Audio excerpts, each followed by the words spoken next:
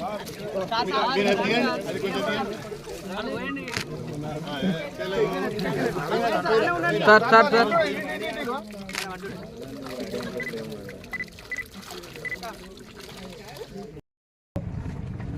నుండి వచ్చిన నాయకులకు, మన వివిధ శాఖల అధికారులకు మనం చూస్తున్నాం. మన గన్పూర్ 10 ఏళ్ళు పాపం ఏమాత్రం అభివృద్ధి చెందలేదు.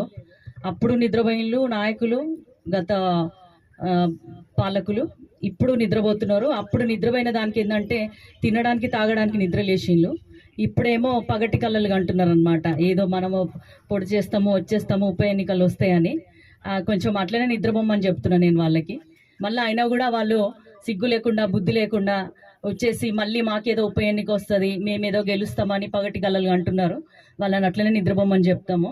మీరందరూ మాత్రం ధైర్యంగా ఉండండి. మనము అభివృద్ధి చేసుకుందాము. 10 ఏళ్ళు కాదు, 20 ఏళ్ళు ముందుకు వెళ్తే గన్పూర్ ఎట్లుంటుందో ఆ విధంగా ఒక ఎంపీగా నన్ను మీ ఆడబిడ్డగా ఆశీర్వదించి గెలిపించిన మీ అందరి కోసం నేను గన్పూర్కి ఎక్కువ నిధులు కేటాయిస్తాను. అదే ఇట్లా మనం అనుకున్నది మనం చెప్పడము, మన నాయకులు చేయడము తప్పకుండా జరుగుతుంది.